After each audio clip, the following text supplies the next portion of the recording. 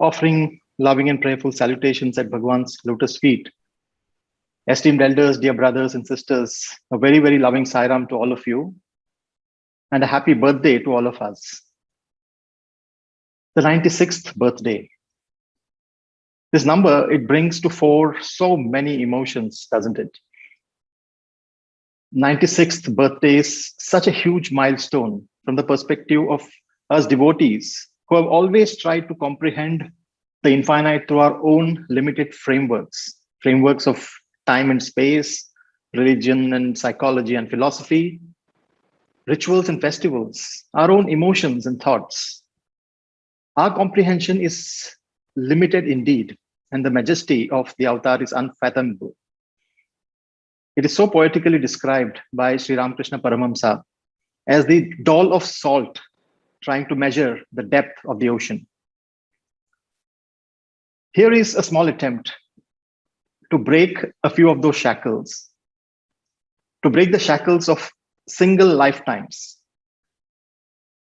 to break the shackles of limited personal experiences, an attempt to experience the majesty of the avatar through the lens of a timeless collective, Kalatita Samashti, if you may.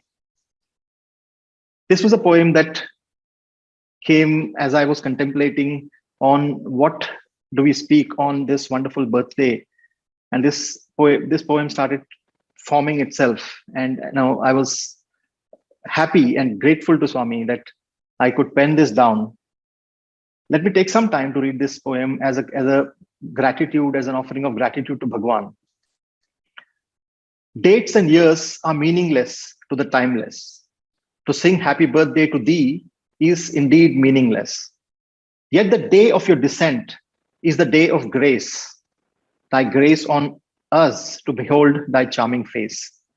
And so it is that with smiling lips and tearful eyes, we raise our voice to sing your praise. Dates and years are meaningless to the timeless. And in our love to thee, and in our love for thee, we are timeless too.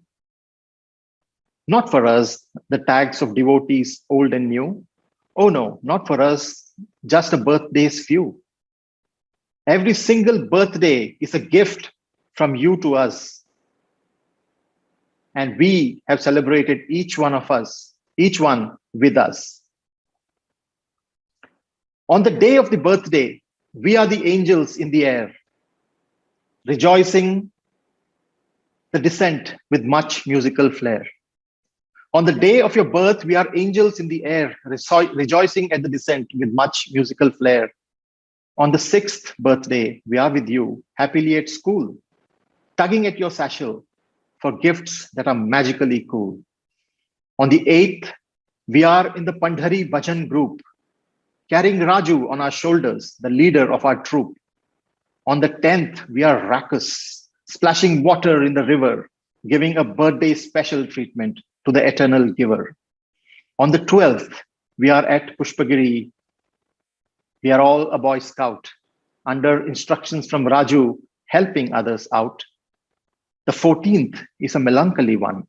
We have lost our friend. Raju has flung his books away. What does this portend? Birthdays are now different. Raju has a new name. Sai Baba, they call him. In ascendance is his fame. He still plays on the sands, but games are different now. He somehow is the puppeteer of the game of life now. It's the 25th now. The hamlet's been changing, and how? Jeeps, trucks, and a crane too are seen coming to Parthi now. We look up from our bullock carts and fields and daily humdrum as our Satyam establishes a mandir, which he calls Prasanthi Nilayam. Thus we watch our own playmate rolling out of vision. We fail to grasp what's beyond our comprehension. We too shake our heads along with the Divine Mother. Why build such a big bhajan hall? Really, why bother? We watch transfixed and then start moving with you in mesmerism. The first school, the first hospital, they begin to stoke optimism. We begin to get it, and we want to pitch in our squirrel's bit. Our Sathya is developing our village. Joining in is only fit. And then the outsiders start flocking in. We are confused again. Who is Sathya really? Why is he working so much? What does he gain? A few of us clap from the last rows as you start an organization. A few of us jump in to do your bidding with total determination. Like the two armies 5 millennia back, we watch you grow and glow. As our small world grows, our minds expand and shrink our ego. There are devotees thronging of every tongue and every hue. To truly comprehend your glory, we absolutely have no clue. We strive to grow ourselves spiritually, emotionally, professionally. For we want to be part of the university, the hospital with super speciality. Massive engineering marvels rise up right before our eyes. The kind of which in a village would have taken many lifetimes. We finally begin to comprehend what you have been telling all along, that worldly and spiritual lives are not distinct. It hits us like a gong. We begin to understand Manava Seva is Madhava Seva. Love all, serve all, and also help ever, hurt never. You knew that we will be enchanted and mesmerized by your beautiful form. You knew that we will be enchanted and mesmerized by your beautiful form, and you exhorted us to see your own reflection in every heart, that universal form. We kept listening. We kept listening in partial comprehension and just would not get it.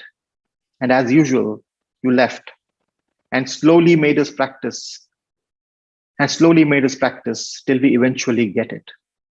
Today, dear Lord, dear Swami, our dear Sathya, we continue to stand in awe and reverence. We continue to follow your ideals. We continue to serve you in our fellow human beings. We continue to strive to be like you, and you continue to be.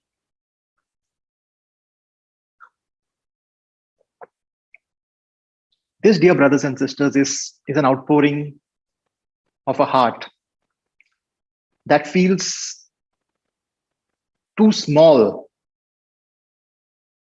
to comprehend the magnitude of his mission, of his presence amongst us. And this is our way, this is our attempt to broaden our mindsets, to broaden our experiences of life itself, to grasp the entire magnitude of his lifetime. As we discussed in the beginning, the 96th birthday is indeed a big milestone. This was the birthday that the entire Sai family had become comfortable with. It was the 96th year had become a certainty. I personally had no visualization of life beyond the age of 47. This was supposed to be the year of culmination. This was supposed to be the year of ascendance. But he had different plans. He has always warned us to love his uncertainty, hasn't he? He turned, and thus 85 ended up being the big milestone. Lives were thrown into disarray. Chaos ensued as the biggest tectonic shift in our lives. Today, as we look back at the 11 years, it looks like a lifetime, doesn't it? Looks like a yuga that has indeed changed. I've heard many call ourselves the Parikshit generation, after Parikshit, the grandson of Arjuna, who was the young boy left holding the bag when Lord Krishna departed, and with him departed the Pandavas. Swami's description of that incident of Parikshit, sitting there on the throne, lamenting the departure of his grandparents and his granduncles and aunt and grandmother. As they depart, the sheer agony of Parikshit is kept in, Swami presents that in contrast to that of Yudhishthira and his Stitaprajna status, his unwavering, unmoving aspect, the steadiness of Yudhishthira. Swami contrasts that so beautifully. He says that Arjuna has just returned from Dwaraka. He has been unable to defend the population of Dwaraka that he was supposed to bring after Krishna's passing away. Arjuna has just returned, crestfallen, defeated to Hastinapura, and he gives the news of Krishna's departure. And Mother Kunti, Swami says, Mother Kunti just falls, and as soon as she hears this news, she falls and gives up her breath. And Swami paints this picture of Yudhishthira sitting there with a mother on his lap, with a mother's head on his lap. And there he's giving three instructions. One is for the mother to be cremated, for the grandson to be coronated, and for all of them to start for the forest. With equal equanimity, he makes the arrangements for all the things and then walks out of the life. It's a beautiful imagery that Swami creates. And that's the beauty of Swami's teachings. Through stories, he brings out so many aspects and makes those qualities that are dear to him so real. And he paints those pictures so beautifully. So we, dear brothers and sisters, are that Parikshit generation, and we are learning to cope with that tectonic shift in our lives.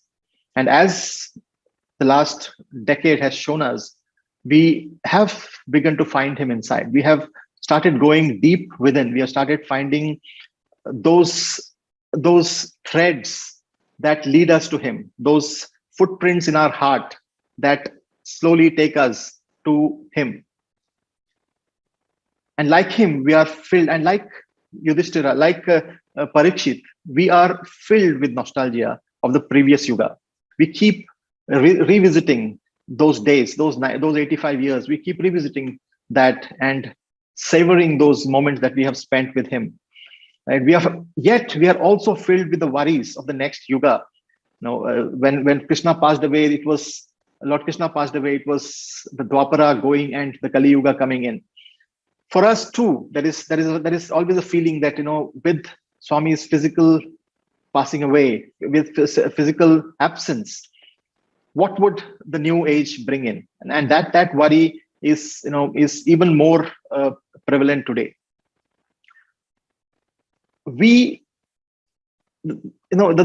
we tried to do in the poem, what the intent of that poem was to experience the divine as a collective, as someone who was there in the 1940s to someone who was there in the 2010 up to 2010. It was a collective memory of humanity. It's the collective organic memory of humanity that preserves the memory of the Divine Master. It's only a collective that can try to comprehend the divine. It's only the samashti that can comprehend the parameshti. And that's why it's so important. And I'll revisit this theme again as part of our deliberations and our discussions. Excuse me. But in the comprehension, even in our collective comprehension of the divine, there has always been a lag. Humans are slow learners. It is difficult for us to comprehend the beauty of our inner self, the magnificence of our inner self, and the smallness within us, the mind, the smallness of our mind, the chatter of our mind always comes in our way. But he has always been patient. He has repeated the lessons, lovingly watching us, waiting for us to catch up, for us to get that aha moment, to really it hitting us like a gong, telling that, oh, that's what Swami meant.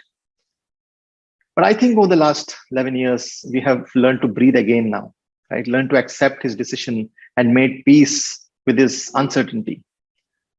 I observe that I have been able to see his blessing of a long life as indeed a blessing.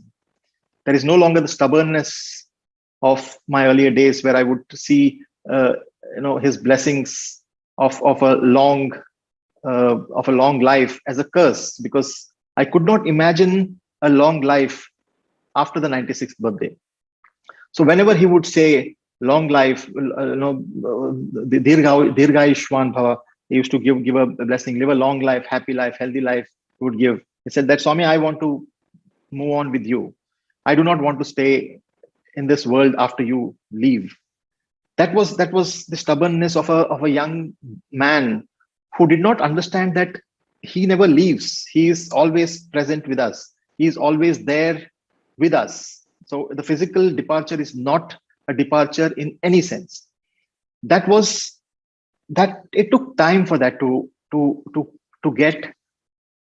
get real for me, to become real. And that truth dawned on me on the very first birthday after 2000, in 2011, right? The 86th birthday, 10 years back, the 86th birthday.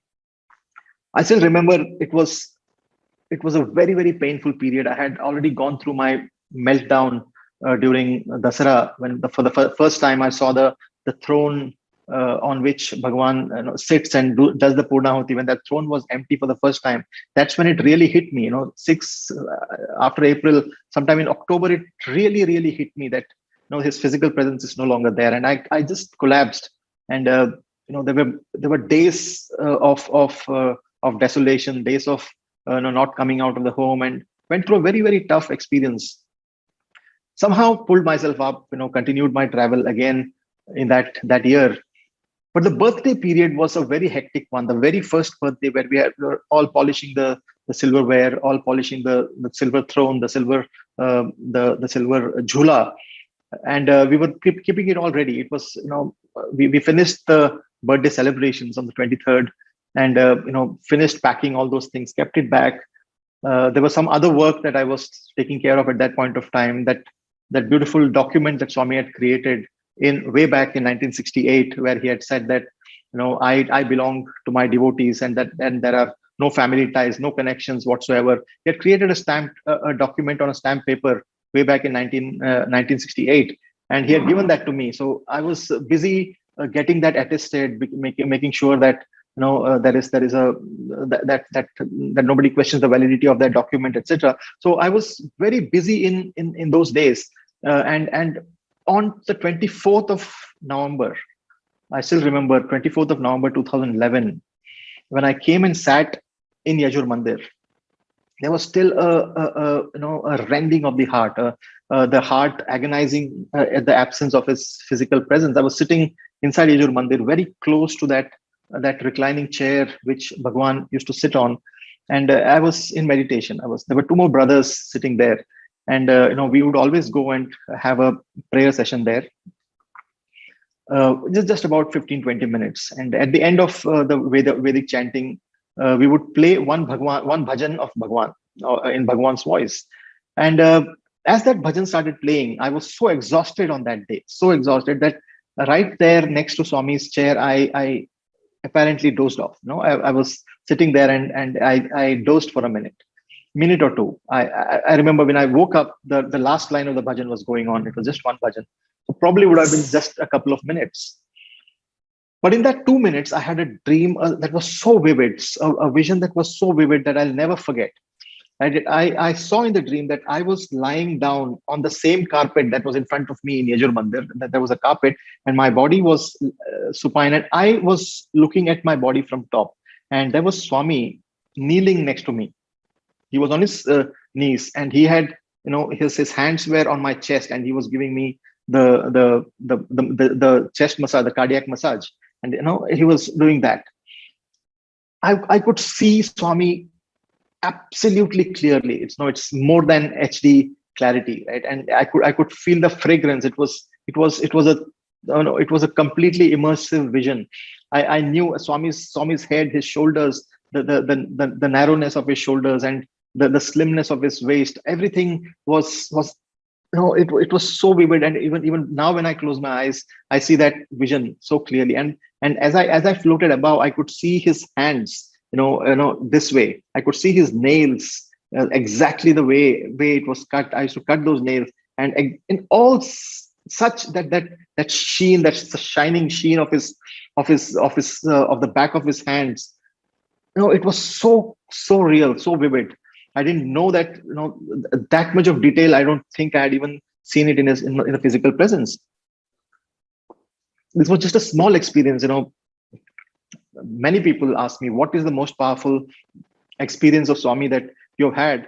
And to me, this experience of Swami after April 2011 is the most powerful, because I remember that compression on the chest, and that feeling that he is rejuvenating me, that he that and from that day onwards, I still remember that was the turning point of my life. That was the turning point of it becoming real, that Swami is always with us.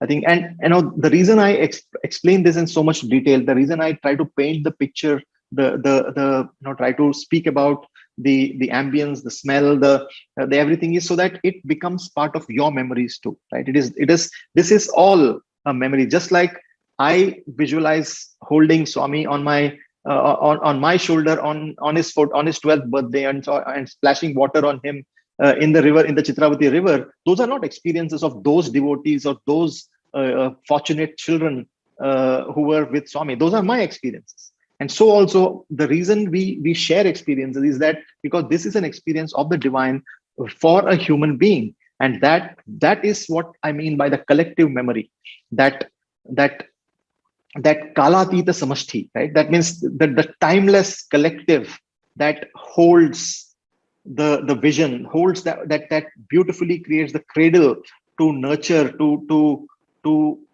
take care of that divine experience that has been created. That nectar is kept together, is preserved only in this timeless collective. I'll keep using this word timeless collective because it is across generations, that this, and it is the oneness, the organic oneness of all of us, that can, it is only that which can take care of that legacy, take care of that nectarine experience of the divine.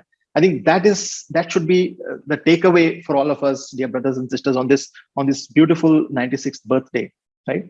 Because we need that nectar, we need that love, we need those pleasurable moments with Swami to deal with all the pain, right? And Swami keeps talking about pleasure is an interval between two pains, and I know that as an organization, as institutionally, as individuals, we have gone through tremendous amount of pain over the last few months, right?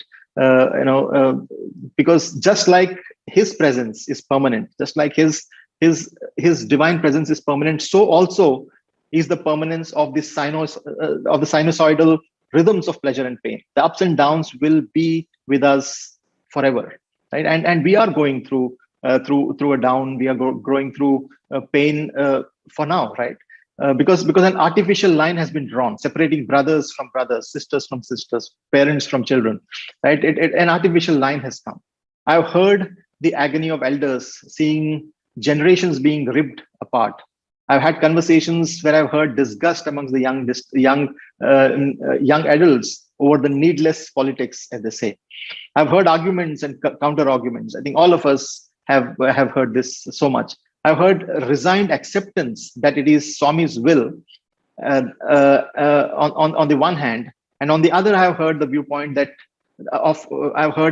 viewpoint being summarily rejected, saying that it is all man-made and it was avoidable. Emotions have run high. Precious time has been wasted, especially in the midst of a global pandemic where every ounce of energy needed to be channelized towards seva. Yes, it does feel that the pain this time has been a long and persistent interval rather than a small interval between pain and pleasure. So it is not my place to pass judgment. It is, that's not my intent at all. But I would definitely like to share my point of view in this whole matter, because this is a very, very important discussion. It's a very important phase in the institution's life, in the organization's life, right? As an entity, as that collective entity that will take forward the divine message, we need to come out of this phase unchanged or unbroken. That's important for us, right? I look at it from two perspectives. One is from an individual perspective, and one is from the organizational perspective. The individual perspective, of course, is a no-brainer, right? For me, as a devotee, as a child of my master, that one prayer is still the most relevant. The prayer that emanated spontaneously from deep within my heart in April 2011. I was sitting next to the mound of earth and vibhuti that had consumed the most cherished form in our lives. It was very early in the morning, on sometime in end April 2011 or probably early May 2011, just a week or 10 days after Swami's Samadhi, Mahasamadhi. And my heart was rending at the loss and the chaos that had been created around. Right, there were so many challenges, so many discussions happening, so much of mess that had got created, so many allegations, so many terrible rumors going around, and I was breaking under the pressure. And I remember sitting kneeling there next to that mound of. It was no longer not yet the samadhi that we see today. It was just a mound of vibhuti, a mound of mud, of earth and vibhuti. And I was sitting there. I remember kneeling and covering myself in the blanket of Swami's love. That vision is so powerful of covering myself in the blanket of Swami's love. And just one prayer emerged from my heart. I had never used this word earlier. This was a new word to me. It came off, let all this not affect my core, Swami. I didn't use the word soul. I didn't use the Atma. I didn't know that concept. I told, let it not affect my core, Swami. Let all this not affect my core, Swami. That was the only prayer. I did not ask anything. I did not ask for reduction of the pressure. I did not ask of ending these things. The only prayer that came was, let it not affect my core.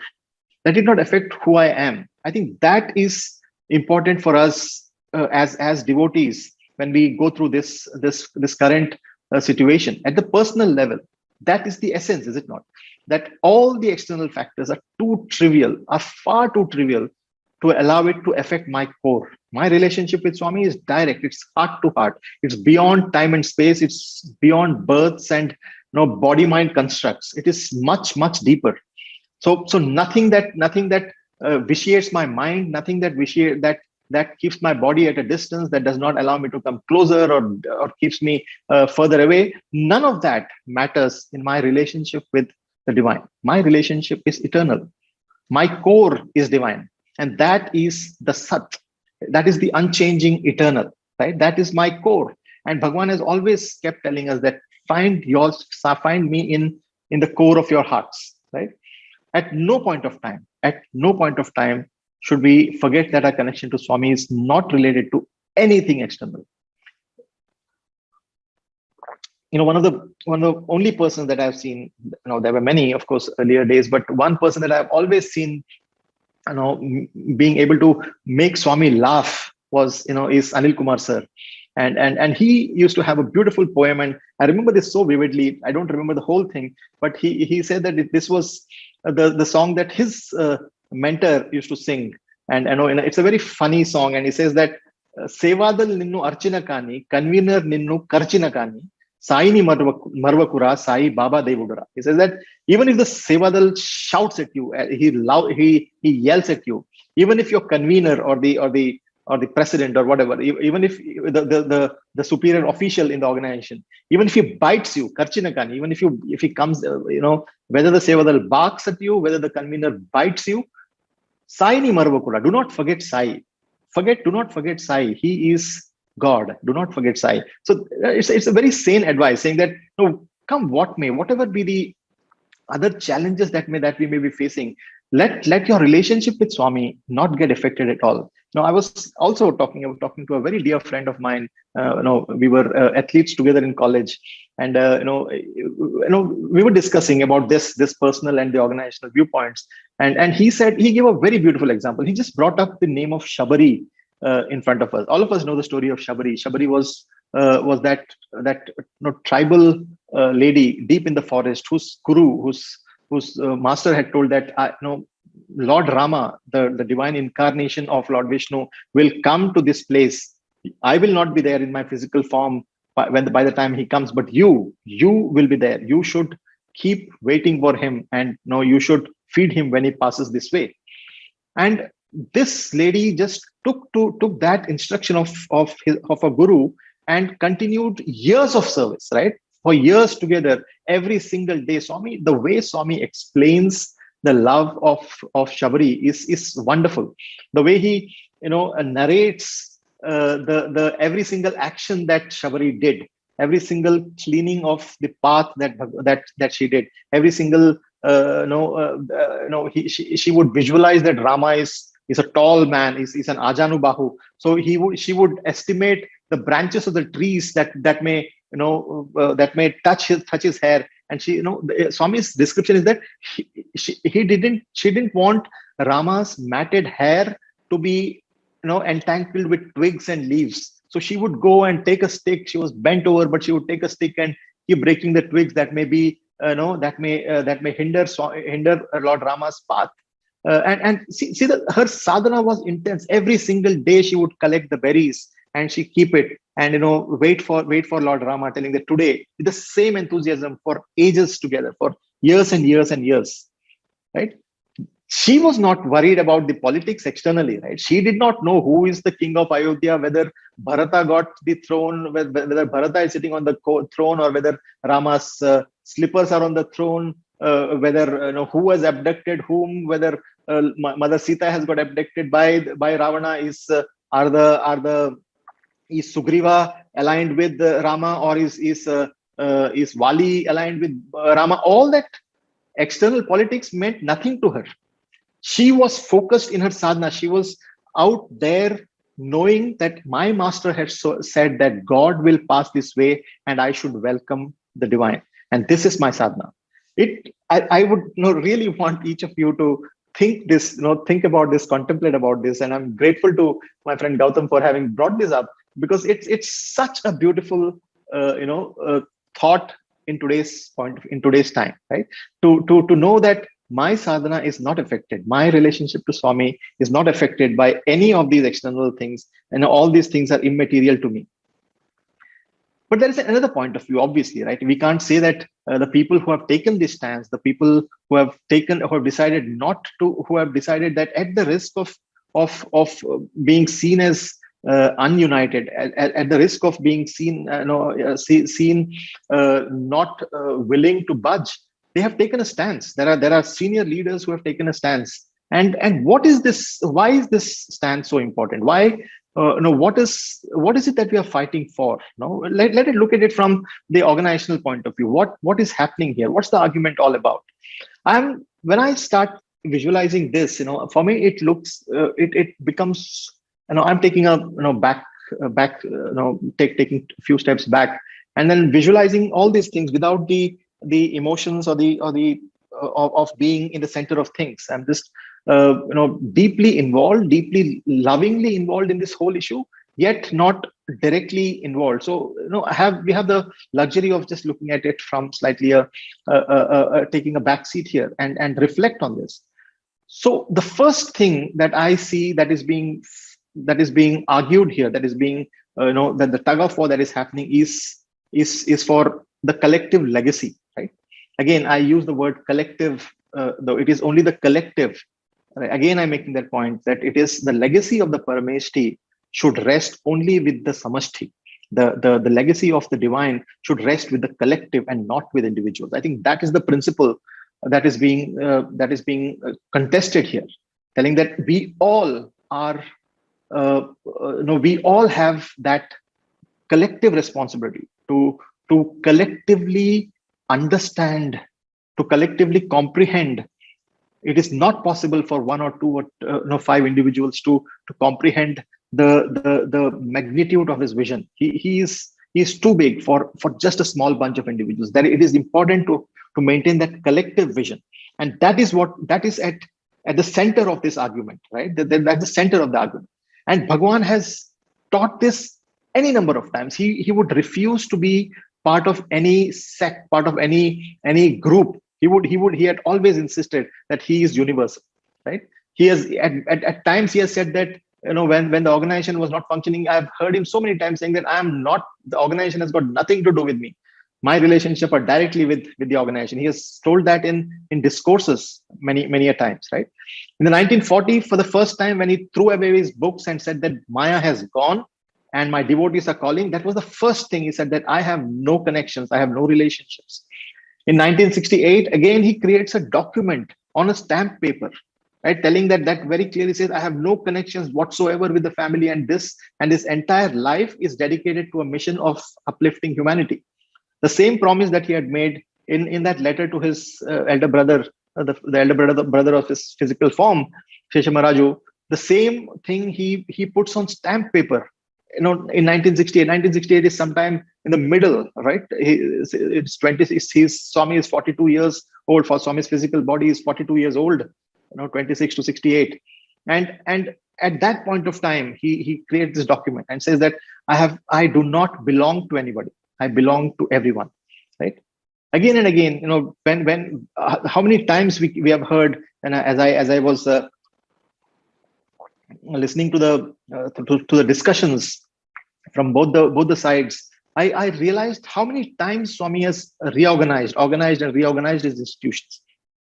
But at every point of time, it was all about a proper distribution of responsibilities, a proper construct of checks and balances, right? So it is because he knows that it cannot be that his legacy, that the beauty, the magnificence of his legacy cannot be held or comprehended by a few individuals. It has to be a collective, and it has to be a reflective, collective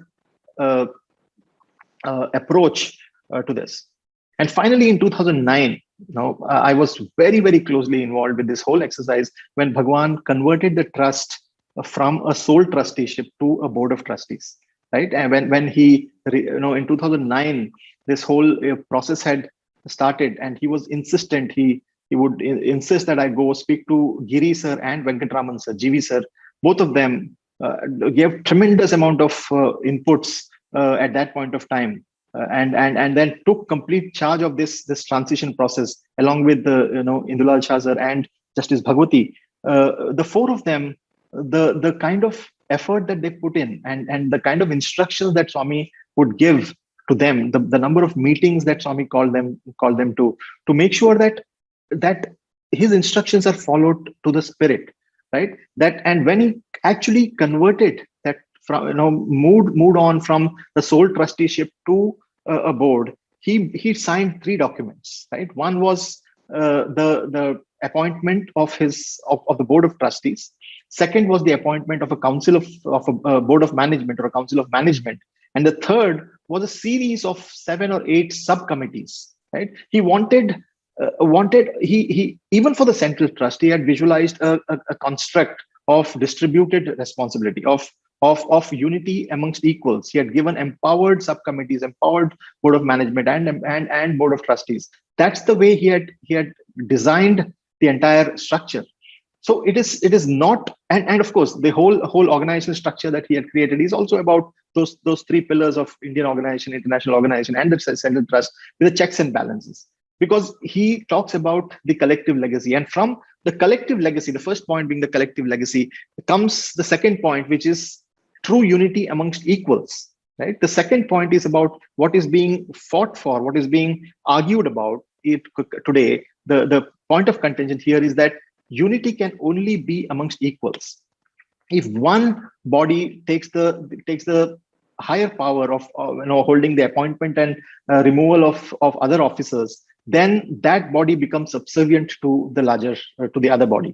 And when there is subservience, there is no unity. It is no longer unity. It is just subservience, right? And what is needed for true reflection, what is needed for true checks and balances is being on equal footing, right? And then we can talk about unity. When everything is when everything is subservient to somebody else, then where is the question of unity? It is not unity. It is an artificially created construct of unity, right? This point can never be overemphasized. In the name of unity, if independence of functioning is lost, in the name of unity, if independence of functioning is lost, then that unity is only for namesake, right? In the name of unity, we would have lost a very important system of checks and balances. Something that Swami, as I said, something that Swami has always insisted upon. He would always keep a trustee, in a state trust also. There was a state trust, and then there was a state organization. There were two different heads, and he created that checks and balances. Yes, it was part of that the envisionment itself, right? And that is the core of the discussion that is happening today. And on the 96th birthday, in this very, very important year of Bhagwan's mission, it is important for us to reflect and remove the cobwebs of arguments and counter arguments that are coming from all over the place, and understand what the core principles are at stake here. The first one, as I said, was about a collective legacy, and the second was true unity amongst equals. The third is practical spirituality, the core of his message. Right, his message is about practical spirituality. It is not ritualistic. It is not about one culture dominating the other. Right? It's very, very important to make sure that we understand that it's about it. At the core of it all, it is about spirituality. Right? It's about the dearness, not the nearness. And you will find so many arguments that it's about how near I am to Swami, and because of which I owe I am the I am it should be taken as a proxy for dearness. I make this statement consciously aware that it impacts me directly, right? That nearness should not be taken as a proxy for dearness is a statement that hits me directly, because I have had the good fortune of staying near to him. But I know, and I am very, very acutely aware of that statement of Swami, where he would always say that the honeybees are coming from afar and taking away the nectar, while you toads are croaking in the pond. Right? It used to be very hurtful to me to hear a statement from Swami that way. But it was also a reminder. He does not say that nothing prevents us from becoming honeybees that are hovering only around there. You don't have to be, for being a honeybee. You don't need to come from far. So nearness and dearness is important, right? I have seen, it's very important. It's an important point. I want to belabor this point, is that I have seen the time and effort that Swami has put in grooming multiple leaders across the globe and the country, right? I've been privy to the sheer sponge-like absorption capacity of devotees from across the globe when it came to instructions and guidance within the interview room, right? Absolute absorption, the diligence with which they would receive the instructions of Swami, check back, and then reconfirm in the interview room, in Yajur Mandir, in Vrindavan, in Kodaikanal. Swami's entire life has been about grooming, right? And to think that only a few people are capable of being leaders in this organization, I think is demeaning the effort that Swami has put in grooming leadership in this institution, right? And that's the core. That is what is being, I think, fought for, saying that each one of us, if you hear closely, remove the riffraff of of the politics that is being spoken about, etc. What at the core of this discussion is that Swami has spent enough and more amount of time in grooming leaders, and that should never be looked at. Because Swami has put spirituality at the center of it all. Right? It is the essence. Spirituality is the essence of the Indian culture. Somebody was asking me, why is Indian culture? There is also this angle that is coming into the whole thing, telling that it should be, the Indian custom should be, should it be part of the international organization or not? Should it be an India-centric organization? All these discussions are coming, are important deliberations to have, right? To really understand which part of the Indian culture is important to be taken forward, right? Why is Indian culture so important, right? No, it is not about thrusting Indian customs and rituals on a global audience. It should not be about thrusting Indian customs and rituals on a global audience, because it's about practical spirituality. If you miss the point, we would be like that story that Swami used to very hilariously narrate. He used to enjoy narrating the story about that cat that was being tied, right? There was this ashram, and every time they started a new sacrifice, new yajnam, there was a ritual that the master had started long back, and all the disciples would follow it diligently every year. And the moment they start, just before they start the fire, they light the fire in the yajnam, all the disciples would scamper around searching for a cat. So nobody understood this thing, and they would, somebody would find a cat somewhere, they would get scratched by while trying to bring that cat, but valorously they'd bring a cat, and then they will tie it to the pillar, and only then the yajna would start. Somebody had had a doubt as to why are we tying a cat? Why all this cat hunt is going on before a yajna? How is it relevant? No, the master had told us that you should tie the cat before the yajna. And somebody had the good sense to go, ask the master, who had retired to the forest and was deep in meditation. They went and asked the master, what is this cat business? What's the story behind this cat thing? And he said, the cat? Oh, the cat that was there in the ashram would always drink the milk that we had kept as an offering to the Lord, and that's why I used to insist that so that that milk is not polluted. I used to insist that the cat is tied before we start the yajna, and that had got misinterpreted. So the point being that if by saying that, when Swami has always spoken very highly of Indian culture, if you miss the point and then thrust Indian rituals and customs on a global audience, we are losing the big picture. Now, the core. I found a very, very beautiful discourse. This was in Chennai in April 1997. I very vividly remember that trip to Chennai. That was in the middle of summer, and Swami had spent quite a few days. He had spent the Tamil New Year there in Chennai. I was good. I had the good fortune of accompanying Swami. I was still a student then. I was doing my MBA, and there was Professor Sampath, who was the former Vice Chancellor. He was also with us. An eminent scientist and a wonderful gentleman. So that memory is very, very vivid. And in that one discourse, he speaks about the three pillars of Indian culture. Right?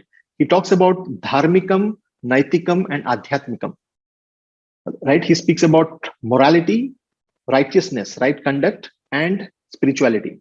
Morality is the mental construct, right? It's the construct of the mind, the value system, if you may say, in the modern parlance. That's the morality, the naitikam, or the value system, right? Indian culture talks about the value system, right? The dharmikam is the body, right? Is the actions. It's about based on that moral framework, what do you act upon? And finally, adhyatmikam is the spiritual construct. It's deep within the spirit, where you feel that core of that is oneness with the divine, right? Here is the quote from Swami. I would read this fully. It'll take a couple of minutes, but it's worth listening to this very carefully, because this is the essence that is being tried, that we are trying to ensure that we don't lose in this this discussion of how much of Indian culture should be thrust upon the global audience. I think the core is this: human being is a combination of naitikam. I'm quoting Swami. I'll start the quote. The human being is a combination of naitikam, dharmikam, and adhyatmikam: morality, righteousness, and spirituality. All three constituents are contained in man. Hence, to recognize the divine in man, his humanness should not be divorced from his divinity. Divinity is immanent in man. Men consider themselves as mere human beings. That is not so. All of them are manifestations of the divine. It is because men do not recognize this fact. All kinds of confusions arise in respect to human activities in the phenomenal world. Each and every person should develop the awareness that he is Brahman, Aham Brahmasmi. Only then will we understand his true nature. God is not distinct and apart from man. Bharat has been conveying profound truths to the world from ancient times. It proclaimed the universal message, Loka samastha sukhino bhavantu, let all people everywhere be happy. Unfortunately, because of attachment to things in the world, people have lost this sense of universal well-being and are wasting their precious lives. Worldly wealth and comforts are transient. Bharatiya culture has glorified adherence to truth and righteousness, Satya and Dharma. See, these are the essence. I think we should.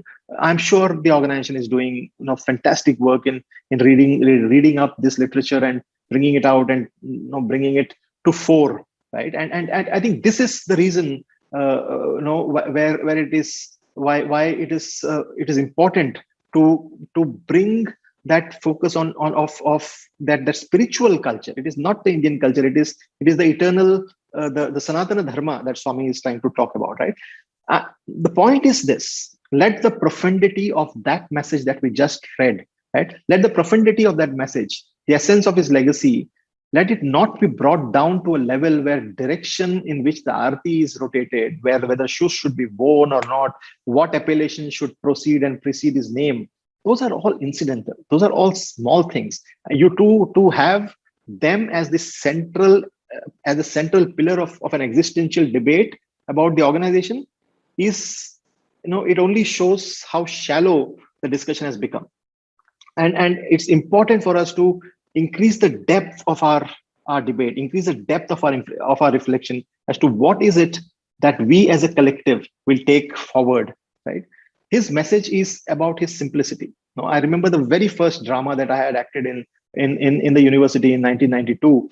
There was this this one scene where one of these devotees of Shirdi Baba is having a dialogue saying that, even after writing the 18 Purans, after writing the 18 Puranas, Vedavyasa did not get the peace of mind. Right? It's a dialogue that 18 Puran likhne ke baad bhi Ved Vyas ji ko man ki shanti nahi mili. And I always remember my friend who was the other character. Ved Vyas ji ko man ki shanti nahi mili. That was the dialogue. So those dialogues are so deeply entrenched, is etched on the memory. The reason I'm talking about this is I'm trying to make a point also. He makes that point that even after writing 18 Puranas, the Vedavyas did not get the peace of mind, and then he started writing the entire Bhagavatam and all those aspects. And he says that Ashtadasha Puraneshu Vyasascha Vachanam Dvayam Paropakaraha Punyaya Papaya Parpidam. He says, of all the essence of all the 18 Puranas, the essence that Vedavyasa has to convey is this. The essence of all the 18 Puranas is this: help ever, hurt never. Paropakaraha Punyaya Papaya Parpidam. Here is the simplification of the ability of Bhagawan to simplify, to give it in a nutshell, what the essence, the true essence of all our teachings, of all those Vedas. There are lots of questions. Why are Vedas important? Why should we be learning Vedas? Why should we be reading about lives of saints and others? There's so many questions that keep coming up in our minds. But the idea is that main concept that of help ever, hurt never needs a lot of what shall I say, fleshing out, right? To make it real, for the intellect to engage on, for the emotions to get aligned to that principle of help ever, hurt never. It's an important thing, and that is what is being looked at as an organizationally, to make sure that core message is conveyed in multiple ways. There may be the way could be that it could be through the itihasa of Indian culture, or the history, or the of the Puranas of the Indian culture, or it could be some other thing. But the essence needs to be conveyed, right? That is what is important here. And the fourth point is a very, very simple point that I want to make, is about that inclusive and all-embracing nature of Bhagawan. And as an organization, we should never ever lose that, right? To make someone feel unwanted within the organization is not being true to the all-embracing nature of Swami. Swami could make anybody comfortable, right? Anybody who was, he would not insist on somebody coming and touching his feet. If a newcomer has come, I have seen Swami shaking hands with the dignitaries. I've seen Swami shaking hands and stopping them from some of them stopping them from bowing down, and with others, simply shaking hands and making them sit. He is a gracious host. He's a gracious master, right? We cannot be insisting on rituals as an important component of the organization. Organization is not about rituals. We have to. This is a statement that I would really like to emphasize. We need to safeguard against turning into a religion, right? We need to guard against becoming a dogmatic, ritualistic body, because with Swami, it's all about an all-embracing, inclusive culture. It's the ability of every culture, of every society, to be able to taste the genuineness, the genuine truths of that has been preserved, in this case in the Indian culture. But it is humanity that has preserved this in a very structured manner, right? So collective legacy, true unity amongst equals, practical spirituality of the core of his message, and an all-inclusive, all-embracing nature. These were some of the things that I thought were important points to reflect upon.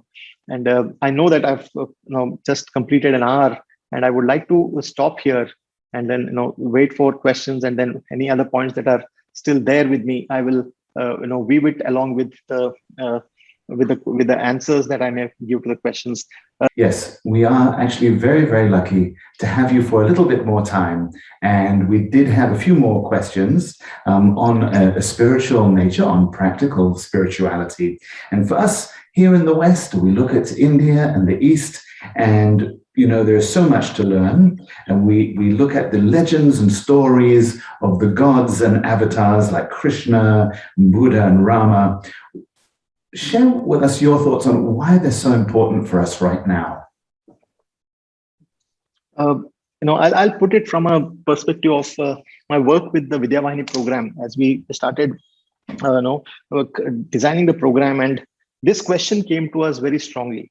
Why should we be introducing stories, inspiring stories of great masters into the school curriculum? And there was resistance, as you may know, are very keenly aware of the challenges of religion, of separating religion from education in the US itself, right?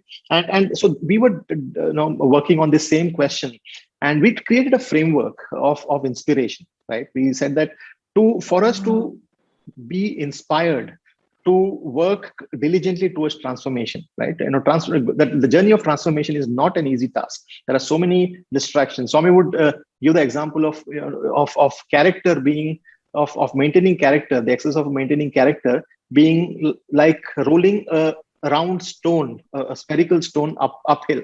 You have to continue you have to have the effort continues to keep pushing it. You have to be at it.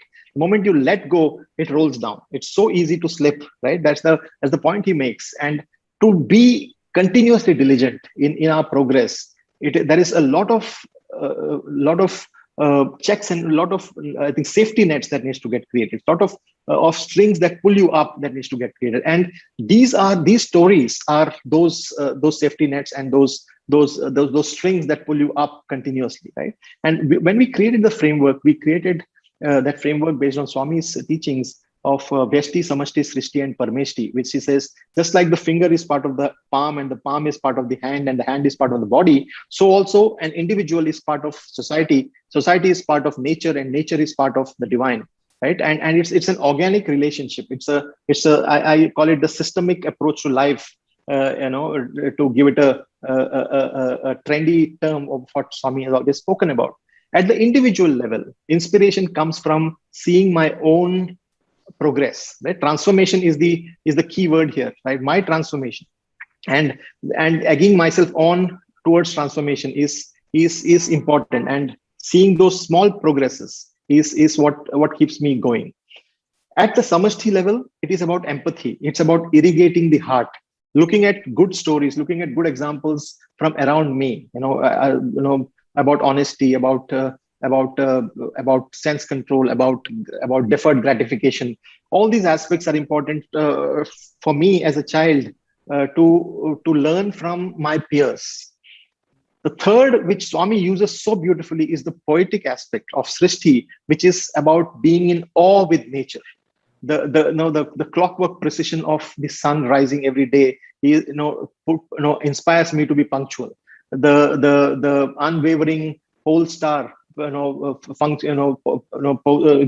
encourages me to be unwavering in my approach to life. So it's the nature that inspires us. But the fourth aspect, the Parameshti, that means keeping our hearts open to those who have seen divinity face to face, or who have been incarnations of divinity, is a very important aspect of inspiration that unfortunately is left out in our schooling system today.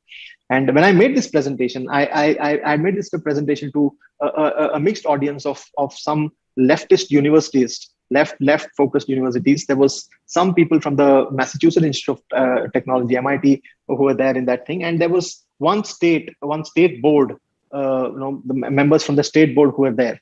And I got three completely distinct reactions to this framework of Vyashti, Samashti, Srishti, Parameshti. The left wing said that, Satya, I hope you understand that none of us are with you on this, right? I mean, these are all, I think, humbug. We can't have that. The MIT professors said that I was fascinated by this discussion. I think there should be people who are focusing on this kind of thought process. And the third state, he told that, sir, can we have this framework? I would like to implement this immediately. So I think in a roundabout way, I'm trying to say that it is always important to keep, we need all the inspiration that is required. And I think these stories are inspiring stories to keep us energized on our life, on our path to transformation. I hope I did justice to that question, Brother Greg. You did. That was lovely. Very beautifully put. In fact, I think it's said that being able to assimilate and progress through the experiences of others is the sign of an advanced devotee. And that is absolutely wonderful. There was, who lived in India, a sage Shankar, and he thought that in all the world, there exists only one fundamental principle, and that is the principle of divinity. What is your experience of that principle, living with Baba? I know this is something that Swami has emphasized so many times, right? That he should say that Jagad Mithya, so that the world is an illusion, right? The world is an illusion, and it is only the divine that is true.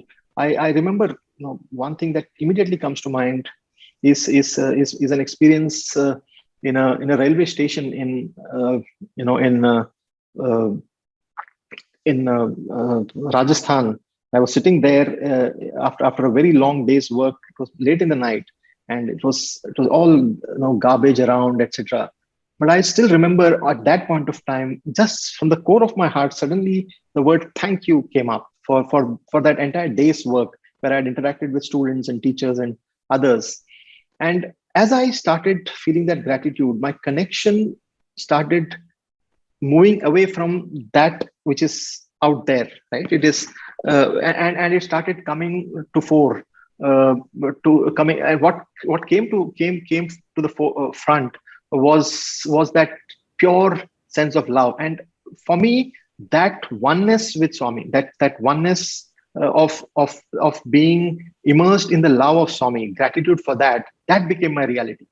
I do not have I've not read too much about a lot of Adi Shankara. I've got it only from what I've heard a little from Swami. But I think the more we reflect, the more we go deeper and deeper into our own constructs, we'll realize that the external world is just a reflection of our inner being, right? As Swami says. I mean, I could be argumentative because my mind is not true, and I would see somebody else as argumentative because my mind is not in place. So everything is actually a reflection. Swami uses this word so beautifully: reflection, reaction, and resound. And I think there is tremendous amount of power in those words. The more we deep dive into that, I think that gives us a construct to really a framework to start looking at everything not as a reality, but as a reflection, a reaction, and a resound of my own being. And that, if that is the case, then the logical extension to that is that it is only me that is true, that is existent, and and it is only my experience it is only an experience of my being, and not the reality out there. I think I know it's a bit confusing that I'm not conveying it well, but those are the few directions that I would go to reflect deeply about the teachings of Lord Shankaracharya. Sairam, that was wonderful. Absolutely fine. One of the things you talked about was love. Baba's never-ending love for all of us, and he thinks about us and teaches us so many important things. And one of the things that he's talked to us about is food, and also sattvic food, and taking in that which is pure and how that leads to harmonious living. I was wondering if you could share a little bit about that with us. That was a very interesting conversation. Again, I use this in a different context of how Swami's teachings are universal, and there is no secretive teachings that he gives to some special people around him. So he had given me this beautiful construct saying that, we keep talking about sattvic food. We take, sattvic food is all about eating things in limitation. Eating, the saucha was an important word. The cleanliness of the food, the cleanliness of he talks about different types of cleanliness of the ingredients, cleanliness of the utensil, cleanliness of the mind, cleanliness of the body of the person who is creating, who is cooking. All those aspects are important as part of preparing a sattvic food, right? And he was speaking, he was talking a lot about that food aspect, about how it should be prepared in a proper manner, and how it should be consumed in a frame of mind that is not disturbed. That's why he would always talk against watching a television while eating food. These were aspects that he would always insist upon. And but one thing that he took it to the next level to me. Of course, another aspect which I forgot is about limited. It's about in moderation. Moderation is an important aspect of being sattvic. I of course I did not touch upon violence not being part of it. So absolute food that has been procured without any violence is an important component of sattvic food, obviously. But what I am trying to emphasize, and these are all known things, but what I'm trying to emphasize here is that he taking it forward and saying that it is not just the food that is eaten through your mouth that needs to be sattvic. It is the what goes into you from all your senses, right? Taking from the previous example, the previous question that you asked, where the world is, there is nothing out there in the world. It's all about your reflections. So also what you eat, what you see, what you hear, what you smell, what you touch, all the five senses is actually giving you an experience, and that creates a vitiation. It vitiates the inner being. The mind gets vitiated because of these external external inputs. And he said that be careful not only about what you eat with your mouth, but what you consume through all your senses. That's an important component. And I was holding on to this, telling that, oh my God, I've never heard of this. Swami had told me in the interview room, as in the dining hall inside the interview room, as I was eating, Swami had given me this input. I told, this is going to be my mantra, it's my thing. And the following day in the discourse, he was telling the same words, right? And I was saying, Swami, that was mine, right? Just in a lighter way. But so it is important, every single thing that Swami has told to anybody in an interview room has been told in a discourse, somewhere or the other. And that is the openness, his all-embracing nature of Bhagawan. So, yes, very nice. Now let's change the subject a little bit and talk about God's grace. I've come to the conclusion that no matter what's happening in life, every obstacle can be overcome as long as we have God's grace. It's that magical ingredient that we want to have as much of as possible. But how do we, as mere mortals, attract God's grace and keep it with us all the time? So firstly, if you ask this Swami, to Swami, he would say that, who said that you are mere mortals, right? That would be his first retort. I can visualize Swami, poking fun at you, saying that, who said that you are a mere mortal? You are divine. That being said, I'm actually preparing for another satsang, which is the topic of which I've chosen is the grace, gratitude, virtuous cycle, right? It is the more you feel gratitude, the more grace you see, right? And this comes from the construct that Bhagawan says of that example, saying that the grace is like the sunshine, or the grace is like the rainfall that is continuously pouring all through uniformly. It is how it is whether the amount of grace that you collect is dependent on whether your pot is upturned or is it upside down. Is it upside down? Is it the right way up? And it also is about the cleanliness of your pot, the size of your pot, etc. So it is not about whether you attract the divine grace. It is about whether you are able to assimilate the grace of God. And that assimilation, I think one of the important aspects of assimilation is gratitude.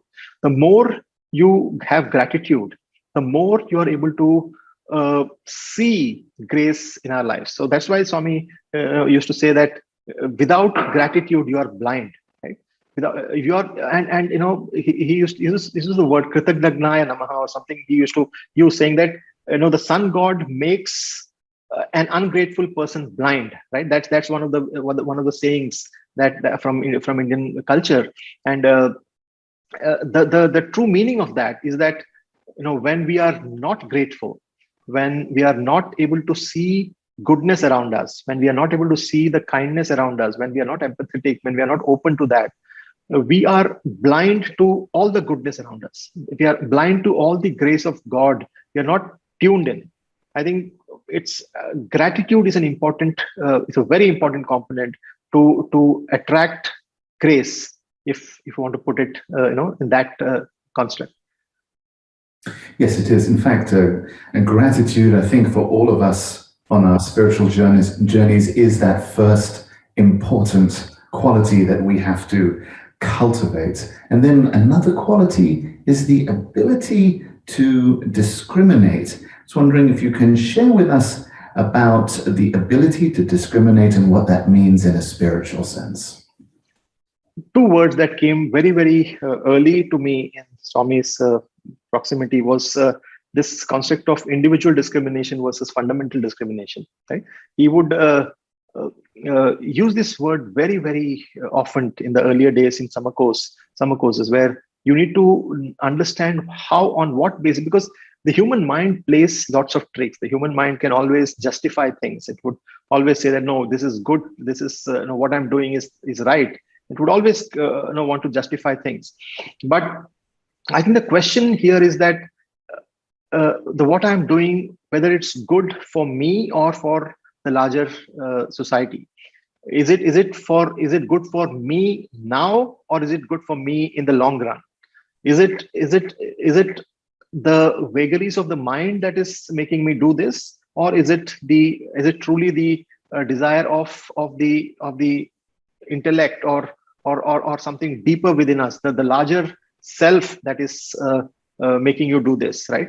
So right and wrong is an important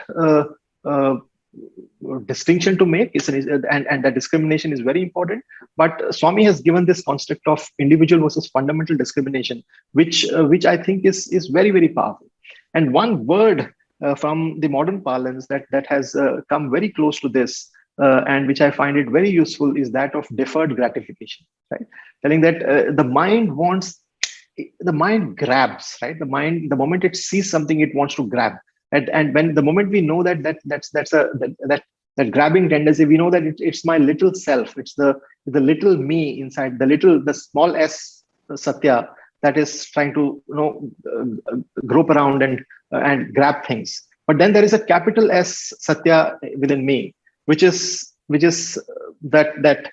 got all the characteristics of the divine in it, which says that I am unsullied, I am untouched by anything, I am Nischala, I am unwavering. That aspect is also there inside me, and that would always say that be peaceful, be. This is not the time for the kind of gratification that you're looking for, and for children to be able to tap into that, to be able to understand that by sacrificing something today, you will be able to be a better person. But that Ceiling of Desires program that we have in the organization is one of the most important programs, in my view, of bringing about discrimination. Right, telling that that would it creates that artificial or a artificial deprivation of artificial deprivation creates, right, which makes them think whether I really need this or not. That's a very important constant in my mind of individual versus fundamental discrimination, saying that the child would be able to know whether I really need this, and if I don't need this, then probably it is the greed in me, or the small me that is asking for it, and probably it is not something that I should be chasing and running after.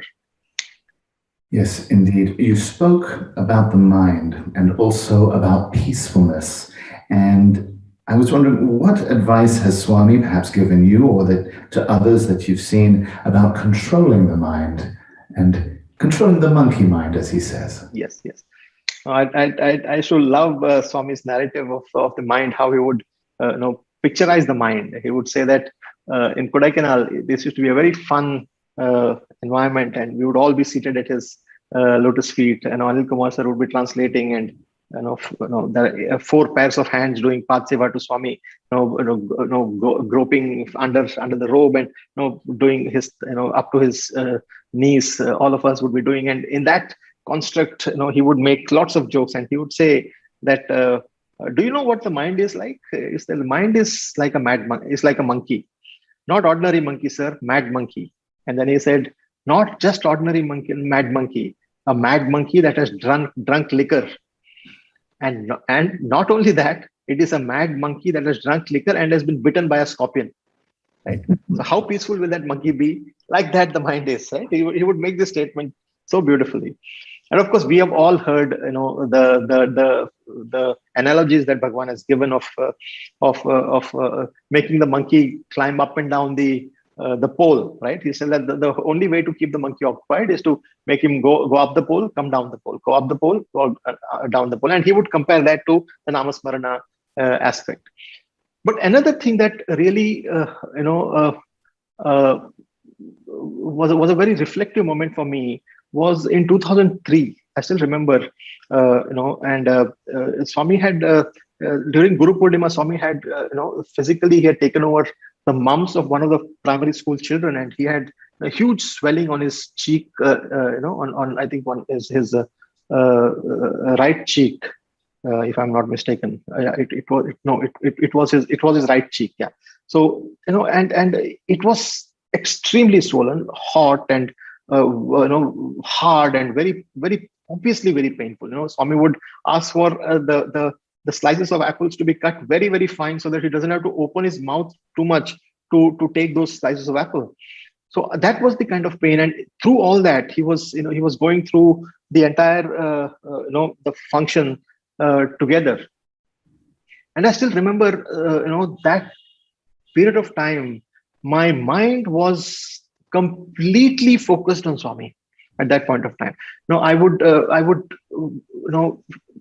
be thinking about it. I would be fretting about it and saying, how can I, should I keep some eyes? How can I make Swami comfortable? I would be in the office. I'd be doing a lot of work, but my mind would be constantly on Swami, right?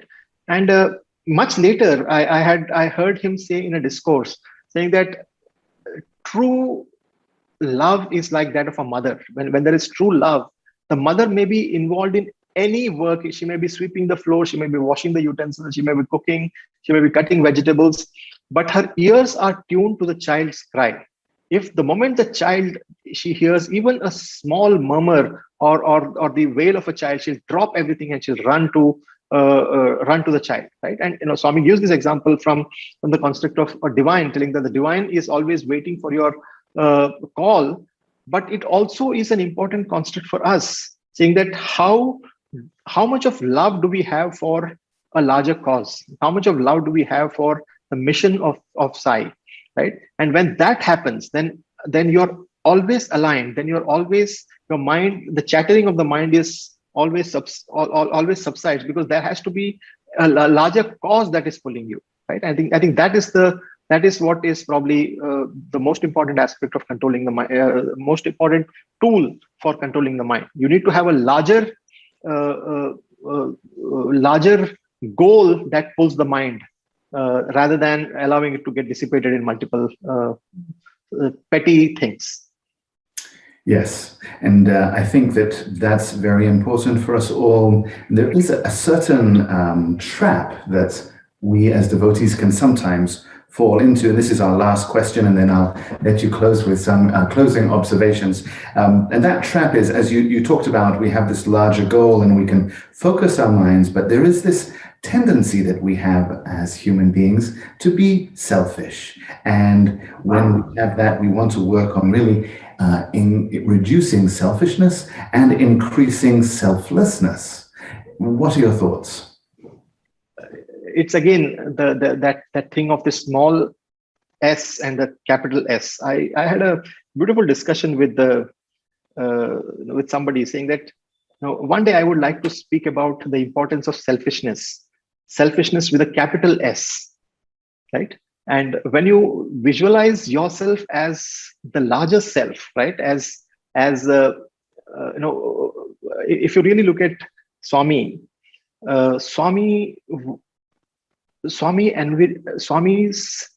consciousness was expansive, right? Everybody belonged to him, and when you would give something to others, and we would say thank you, he would say that I have not given it to you, I have given it to myself. No, do you, or he would say that you are my children. Do you thank your mother? You don't thank your mother. You are my own, right? And he would derive joy in giving. He would derive joy in the eyes of others. So that is because the construct is that is because his consciousness is so large that all of them are part of him. How can I, if I apply ointment on my injured toe, does it make the toe more selfish, or am I being selfless or selfish in taking care of myself? So also when I'm taking care of my own extension, is it not then selfish, because I am taking care of my own self?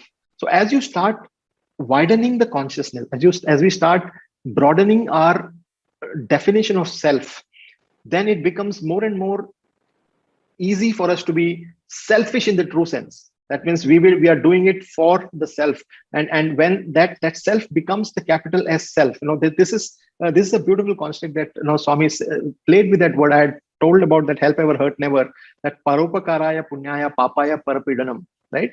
It means Swami plays with that word so beautifully. Paropakara in Sanskrit means a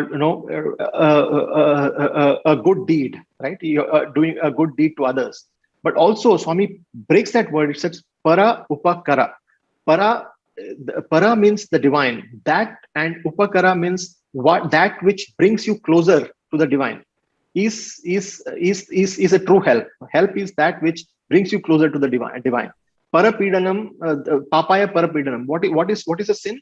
Parapidanam. That which impacts, that which hurts, pidanam, heats the para, heats the atma, heats the self, the capital self, is a sin, right? So Swami always looks at that larger picture, that you are, the moment you start looking at your consciousness widening and broadening, the pettiness in us that goes towards selfish needs, my property, my this thing, I need to do my promotion, all those things fade away, right? Because if you look at it from an institutional point of view, the moment I have a larger goal in life, a larger goal for the organization, for the institution that I'm working with, be it the SSSIO organization, be it my professional life, as I become broader and broader in my vision, I need to make sure that everybody succeeds. There is no rat race for me to succeed, because for me to succeed, others have to succeed, and for others to succeed, we need to make that enablement for others to succeed. So I'm probably giving this answer from a professional point of view, also telling that as we start broadening our consciousness, as we start widening our scope of influence, the selfishness automatically comes down. And we realize that selfishness, from a from an analytical point of view also, we realize that selfishness does not pay us in the long run. So it is always about what do we do for the long run versus what we do for the short run. I think that's what would be my take on this point of selfishness and selflessness, Brother Greg. Sairam, well, you're absolutely right. It certainly doesn't pay off in the long run. Well, I would like to thank our speaker, Mr. Satyajit Salian, so very much for joining us this evening. Absolutely insightful, important conversation, and we hope you can join us again. Are there any final thoughts you want to share with Region 8 and Southern California before we wrap up? No, just my love and gratitude to all of you. I just hope and pray that all of you stay well, and pray to Swami that he showers his love and blessings on all of us and continues to do so.